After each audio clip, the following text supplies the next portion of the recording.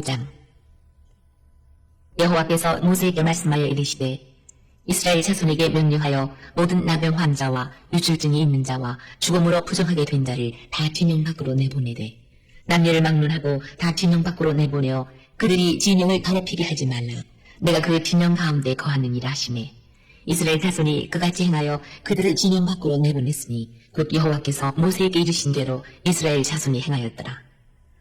여호와께서 모세에게 말씀하여 이르시되 이스라엘 자손에게 이르라.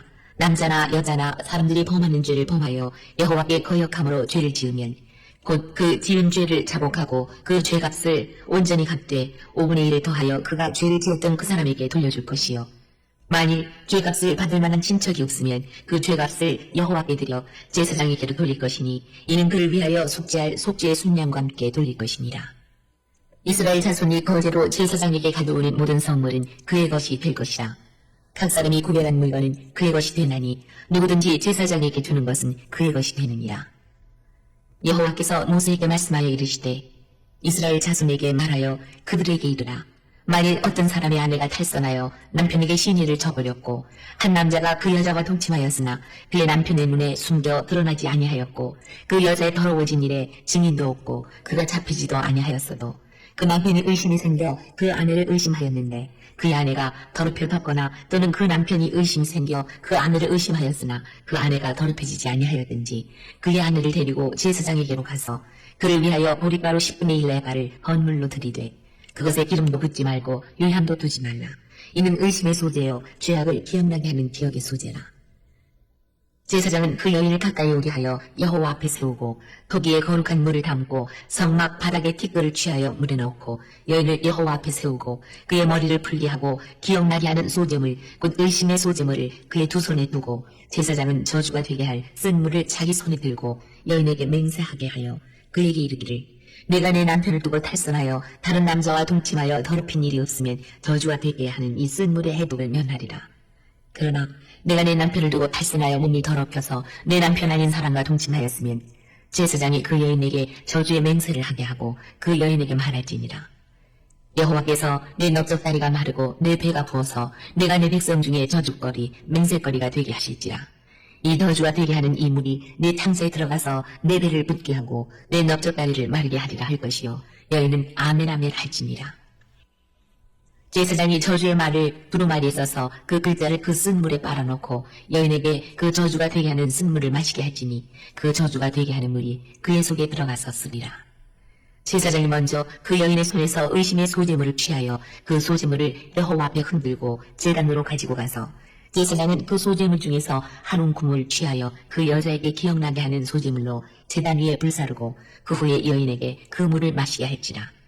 그 물을 마시게 한 후에 만일 여인이 몸을 더럽혀서 그 남편에게 범죄하였으면 그 저주가 되게 하는 물이 그의 속에 들어가서 쓰게 되어 그의 배가 부으며 그의 넓적다리가 마르리니 그 여인이 그 백성 중에서 저주거리가 될 것입니다. 그러나 여인이 더럽힌 일이 없고 정결하면 해를 받지 않고 임신하리라. 이는 의심의 법이니 아내가 그의 남편을 두고 탈선하여 더럽힌 때나 또는 그 남편이 의심이 생겨서 자기 아내를 의심할 때에 여인을 야훼 앞에 두고 제사장이 이 법대로 행할 것이라. 남편은 무시할 것이요 여인은 죄가 있으면 당하리라. 오늘은 민수기 5장 5절입니다. 또 만일 누가 무슨 허물을 범하여 여호와께 죄를 지어 여호와께 대하여나 사람에게 대하여 무슨 악을 행하고도 이를 숨기면 민수기 5장은 숨겨진 잘못과 상한관계를 어떻게 드러내고 회복할 것인가를 진지하게 다룹니다. 본문에서 크게 두 갈래를 보여줍니다. 하나는 개인이 범한 잘못, 도둑질, 사기, 빚 갚지 않음과 같은 물 드러내고 배상함으로 공동체 안에서 사로잡는 법이고 다른 하나는 부부간의 신실성 문제를 의례적으로 다루는 질투의 법입니다. 두 경우 모두 핵심은 숨김을 멈추고 드러내라는 소명입니다. 왜일까요? 그 이유와 실제적 적용을 세 가지로 생각할 수 있습니다. 첫째, 숨김은 관계를 갉아먹습니다.